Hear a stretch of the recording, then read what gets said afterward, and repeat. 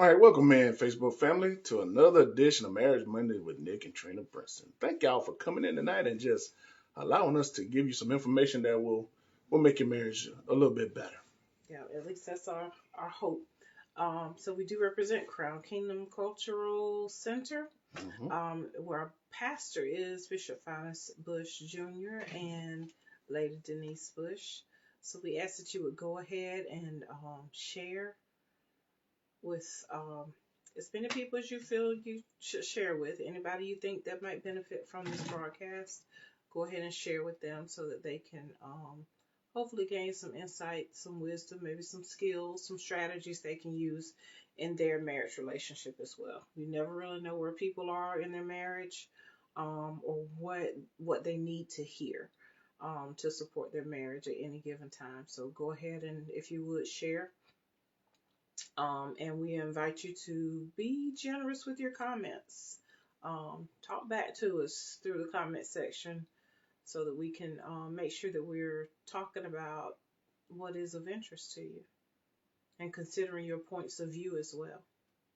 So, did you go ahead and share yours? Okay. So, we are always excited to, to come and share with you.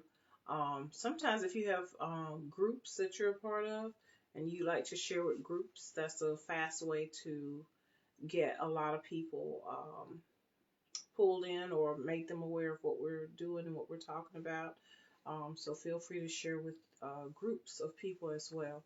We just really want to get the word out, help as many people as we can. So I see a couple of notifications coming up. Some folks are already sharing. There they go. A couple of you, several of you are already sharing. So we appreciate that. So, and you've done the same? Hmm. Okay. Well, I think we're off to a good start.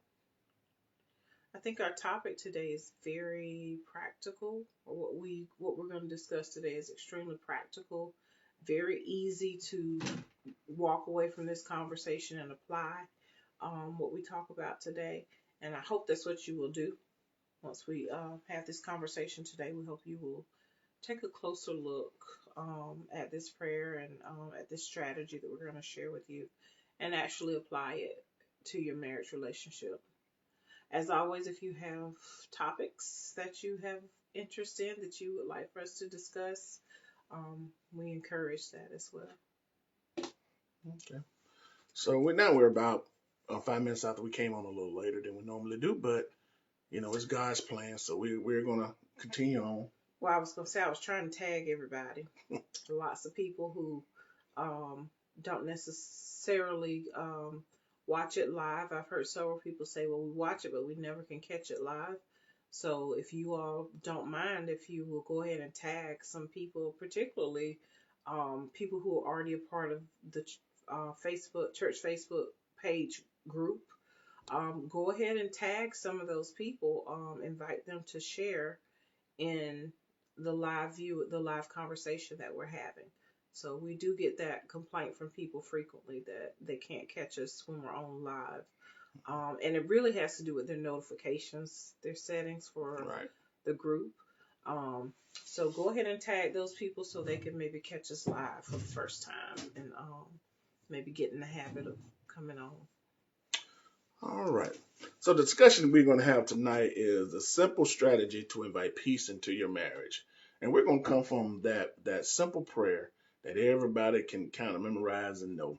And it's applying the serenity prayer to your marriage. Applying the serenity prayer to your marriage. And it reads, God, grant me the serenity to accept the things I cannot change, the courage to change the things I can, and the wisdom to know the difference. All that in a nutshell is very important to your marriage relationship. And we're going to dissect those points. We're going to make 4 different points about the serenity prayer and how you can make this applicable to your marriage. So the first thing we're going to talk about is the word God. Right there, you acknowledge when you say God, that means you're calling upon Him, our Creator, our the person, the being that's considered the high power, the one true God, to come into your marriage. When you say God, you're actually asking for Him. Yeah, thank you. Well, and it's an acknowledgement. When you're calling God, you're acknowledging that He is God, that He is supreme, and that you are very intentional about your conversation. Everything you're saying next is directed to God. It's a plea for help, it's a cry for help. And so when we address God, we're making it very clear, God, I'm looking to you for help. And what's to follow, the statement to follow, is directed to you, God, because I know that you are the source. You are my help. And as children of God, and as which is what we call ourselves as Christians, we have relationship with God. It's not just a formality. Some people pray and they may not really consider the fact that you are addressing the Almighty God. The fact that you have the boldness enough to come before God and to expect something of Him says something about your relationship with Him. And so when you come to God and you address God as God, you're saying something. You're saying that you're acknowledging Him. You're giving Him reverence. And so when you talk about a marriage relationship, a lot of times it's very easy for us to focus on each other, and we want to address our spouse and get our spouse to change. So very often we go to the spouse and say, hey, I wish you would do XYZ. Why do you do this? I think you should do this. And what I found is that's not really the most productive way to go about change, or to go about even, of course, you want to be able to speak with your spouse, but what makes even more sense is to go to God first. Right. You go to God, cast your cares upon Him, and acknowledge that God is the head of your relationship. Acknowledge that God is your head, your superior, and that when you want to bring your cares to your spouse, it's always wise to go to God first, because God can work between the two of you things that you can't manage just within yourselves. So it's very important for you to acknowledge God. And the thing I like about this serenity prayer is it does start off with that acknowledgement to God. That's critical. It does. That's really critical. Is. And like my wife was saying, when there's something going on between us, and especially early on in our marriage, I always was directed in prayer to go back to Ephesians chapter 5 and just read the whole chapter. And it talks about um, um, how you are the head of the household, but then you sacrifice yourself for your wife as Christ did the church. So when you're reading that, it brings it in perspective what your wife should mean to you, and what your role is as far as a Christian husband is your role in the house. So I had to get an understanding early on in my marriage, and Ephesians 5 helped me do that, and it came through prayer. Because sometimes when I was young, I didn't know what to do. Even sometimes right now, I don't know what to do. So, it still goes with marriage that, I continue to learn and continue to do what's right and amongst the changing landscape of what a marriage is. So that's where the ties come in. That was with me, my wife, and God, and He always lead me in the right direction. Yeah, but it's that taking that step of being submitted to God and being intentional about inviting God into your thoughts about your spouse, because that's where a lot of the warfare takes place, at least for me, is at the level of thoughts. It's at the level of, my thinking, those inner thoughts. And then when I find that my inner thoughts about you, because you don't know spouse I have, are more negative than positive, I've gotten to a place to where I got to make sure I'm including God in my thoughts. And so I have to think about, how has God positioned this man in my life? Because that has to shape how I think about him.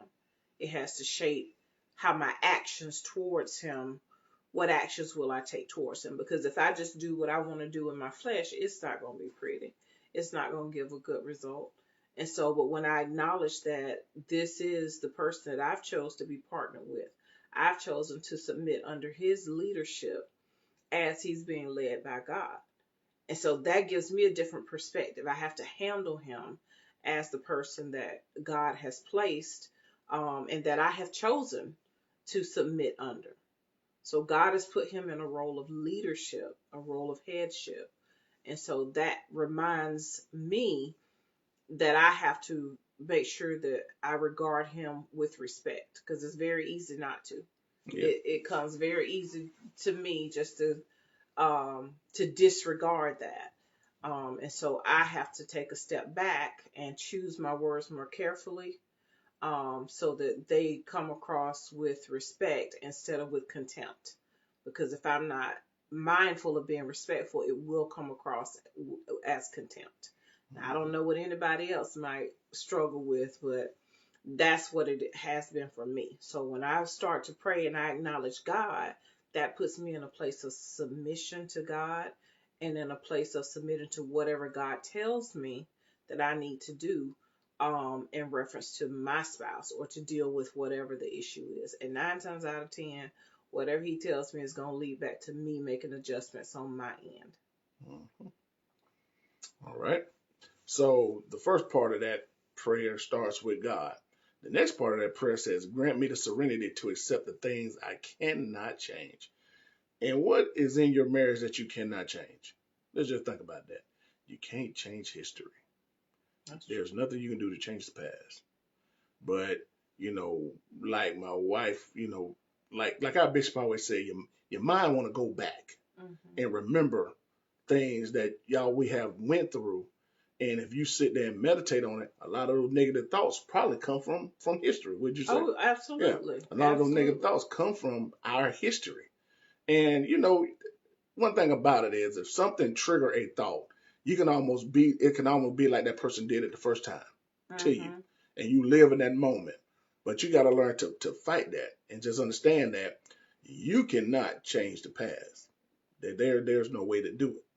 You have to be very careful also about not bringing the past to your present.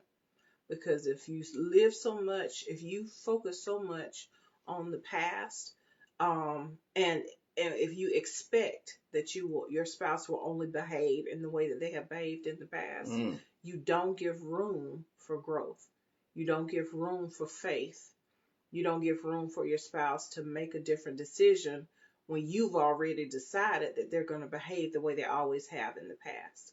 That's very easy to do, but it takes faith for you to trust and believe that things can be different and will be different. Right. And it doesn't always happen in your timing, but it's one of those things that you submit to God, and trust that God is working in your spouse just like God is working in you. Right. And another thing you can't change, and a lot of people think they can before they get married and during the dating relationship, you cannot change your spouse. No matter how hard you try, it don't work. Yeah. That person themselves, well, we'll get to that later. But that's what it is. Yeah. I think that's where we are. Yeah. You can only change yourself. That's the only thing you got control of. That's the only spouse in your relationship that you can change is you. You. And it's funny how it's so common for people to, especially women, it seems, and maybe it's just my perspective. No, men do it too. We think that the person has so much potential. And so we marry somebody based on thinking that we can change them or who they can be. But it's not my job to make him who he's going to be in the future. That's up to God. I can play a role in that, but I'm not the orchestrator of it. I'm not the puppet master. I don't pull the strings. I have to let God be the one to do a work in him. That's not my job. My job is to do and be who God made me to be, and to support my spouse along his journey as we have joined our paths together. So that's my job. It's not my job to make him. It's not my job to change him or to decide every step he should make. That's not my job. And I'm out of place if that's what I'm focused on doing. Is trying to make him be somebody. That means I'm trying to be God in his life. Right. And I have to accept that that's not something that I have power over. That's not something that I can change. And it's the same way. I can't, the development that a person has in a marriage relationship, they have to go through that themselves. It's really too much work trying to change another person. You're not letting that person grow into the person they're becoming. You're actually, you're making Frankenstein that's sleeping next to you, because they're changing for you, instead of going through the natural change of changing for the growth that they have spiritually in God, and letting that change happen naturally. I can show Trina behaviors that look like I'm changing. But if I hadn't changed mentally, it's not going to stick. I'm going to go back to doing some of the same things I've done before. And sometimes you just got to be honest with yourself. There are things you just not going to change, and you just have to accept that person for it. As long as there's nothing that's detrimental to the marriage. And that's just the way it has to be at times. Until it change ain't change till it change. And now when that person change, then there's a change. But trying to force that person to change, it doesn't work. Frankenstein? I said Frankenstein. Yeah, you're creating a monster. Oh, okay. Yeah, I was needing a little explanation on that. Yeah, I got you. I couldn't sort that out. Yeah, trying to make somebody change, because that's what you're doing. You're creating a monster. Okay, I get it. All right. Took me a minute. Okay. So, Lord, grant me the serenity. Is that the prayer? Yeah. Grant me the serenity to accept the things I cannot change, which we just finished talking about, and the courage to change the things I can. Okay, let's stop, because we didn't talk about that word serenity. Okay. Because we're asking God for serenity. Serenity is a synonym for peace. Okay. Or calmness. That's a good point. Which we often say that the goal of marriage is peace. And the Bible tells us in Philippians, 4:7, what to think on, so that we can get to that place of peace. So your peace is very much wrapped up in your thinking. And when you're talking about not being able to change a person, and what was the other one? And not being able to change history, what you think about history and what you think about change in yourself and in your spouse has a lot to do with if your thoughts are going to lead you to peace. Right. And so if you're praying and asking God for serenity, you're asking God for peace, so that grant me the serenity to accept the things that I cannot change. That's a big statement. And it really can be done. And knowing that it can be done helps to lead you to a place of peace. Choose what you're going to think on. Choose carefully. Be intentional about what you think on. If you're thinking on history and getting mad about that history, that's not going to lead you to a place of peace. If you're thinking on history and you're thinking about the positive things, the things that are praiseworthy, the things that are true, those are things that helps to get you to a place of peace. When you think on these things that are lovely, things that are, it helps you to have a different perspective. Right. Because history is history, and there can be negative things in your history, but what you have a choice to do is to put it into perspective. It doesn't mean that you don't acknowledge the negative. That's not what we're saying. We're not saying don't acknowledge it. What we're saying is to focus on those things that are lovely, those things that are true, those things that are of a good report. Those are the things that you want to focus on in your thought life. Those are the things that'll bring you peace. God gives you the increase when you choose to do things His way. And that's what He's telling us to do in that scripture. He's showing us how to get to peace. So when you're praying for serenity and you're praying for peace, you have a part to play in that. Mm-hmm.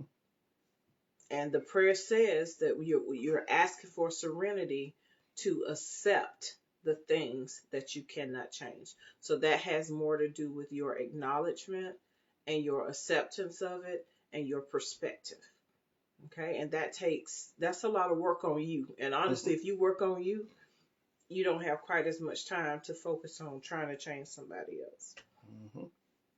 But God will give you that Right. serenity that you ask for. So that kind of just leads us into the next point. Courage to change the things that I can. Really, the one thing you can change in your marriage, like we've stated several times in our last topic is, our last talk topic is you. You're the person. You can change you. It comes through practice. It comes through hearing.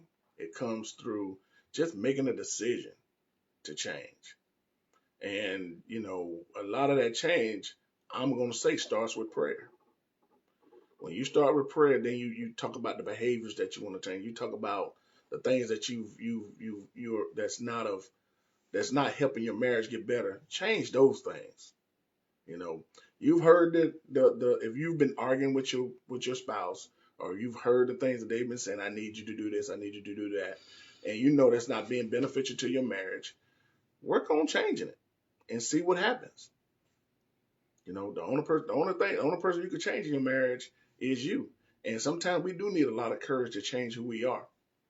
Well, it takes. Go ahead. It takes what? Oh, I was gonna say it takes time, but it also takes the understanding to say, okay, I need to change this.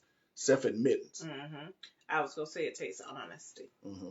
and that's, I think, what a lot of people, what might be difficult for a lot of people is to take an honest look at yourself, to take an objective look at yourself. And sometimes you can't do that. Sometimes it takes prayer to say, Lord, help me see myself in a way that's healthy for me to figure out or to see the things that I need to change. It's not about beating yourself up. That's not at all. The Bible tells us there is no condemnation in those that are in Christ Jesus. Mm-hmm. So it's not about beating yourself up for what you've done, or beating yourself up for ways that you've fallen short in the past. That's not really what we're saying. What we're saying is to be honest. Take a good, honest look at yourself. Pray about it so that God can show you perhaps what you haven't been able to see before. It's hard to see yourself from a different perspective. A lot of times we're very self-serving and we just don't see our flaws, or we're overly critical of ourselves and all we see is flaws that can't be changed. Neither position is healthy. And so it takes God to us submitting to God to be honest, to say, Lord, help me to see me. Mm-hmm. Help me to see myself, not necessarily as other people see me, but as you want me to be, and for me to see where I fall short of that.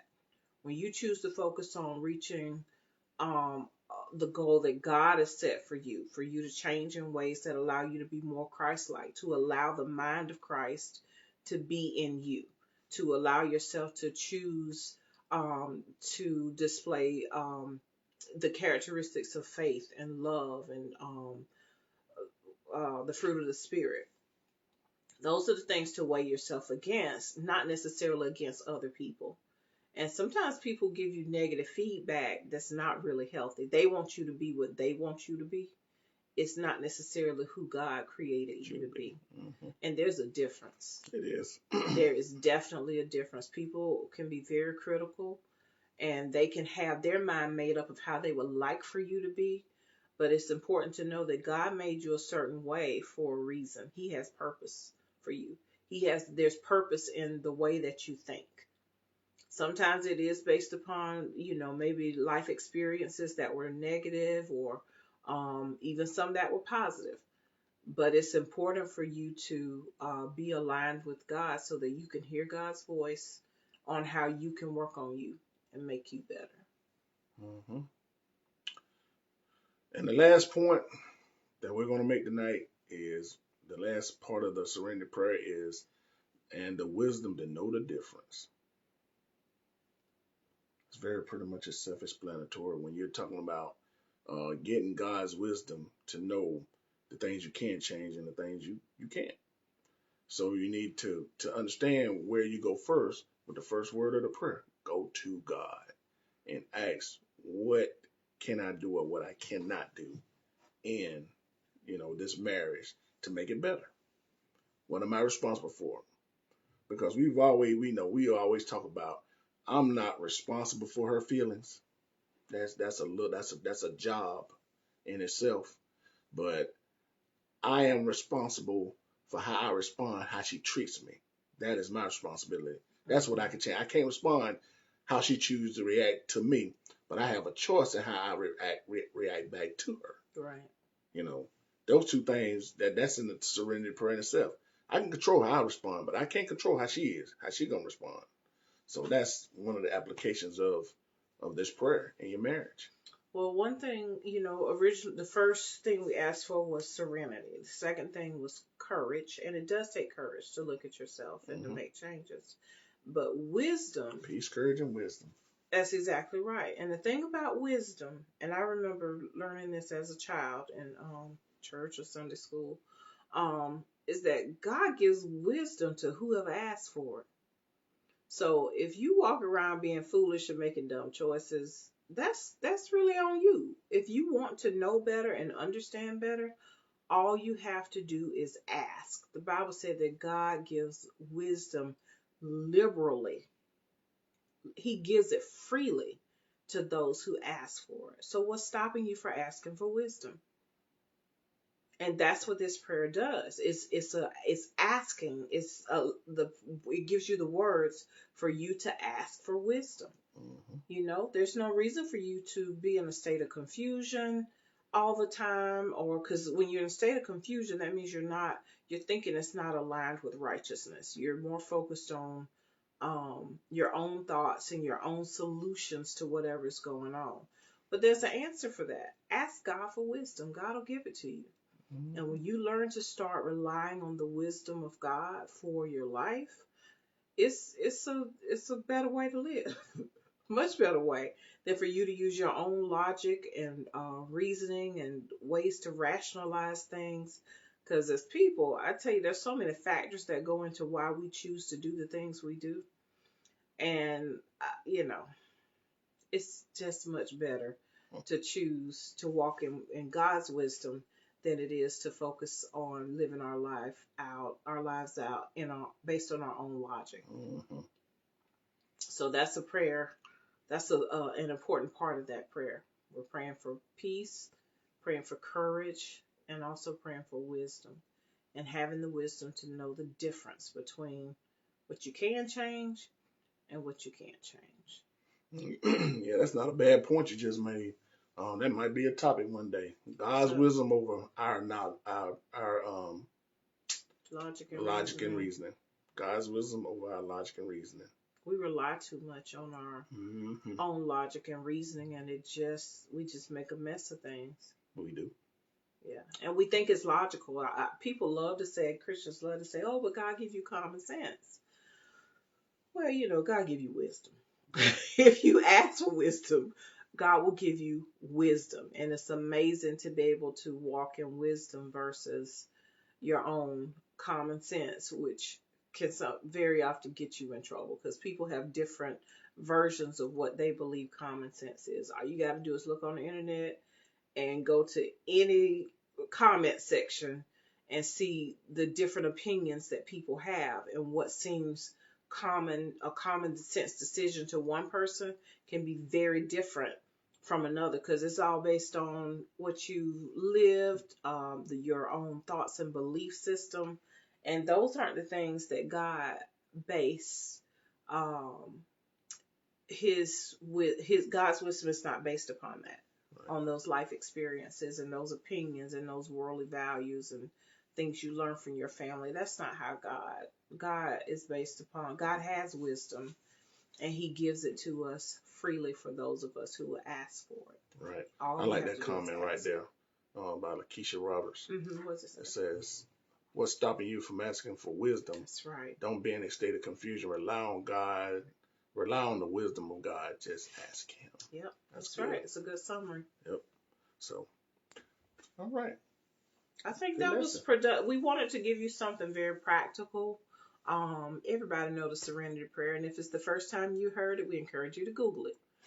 Prayer of Serenity is very simple. We encourage you to memorize it. Take the time to pray it. Pray it in sincerity.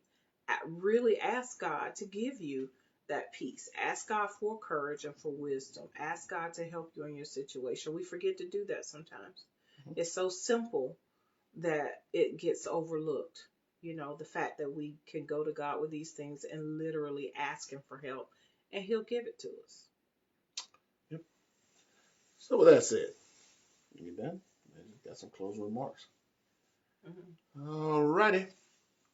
It's been a good night. I think it was a good lesson. A real simple way to get peace in your relationship. And we just want to thank y'all for coming on with us tonight. Remember to share and post and tell your friends about the information. Thank you, Miss Alicia Matt, for tuning in with us tonight. Thank you. And with that said, do we want to give a shout out to Cherry Poo? You don't want to do it? Okay, we're not going to do it then. Well, anyway, from the lady and the coach, we love y'all. Good night.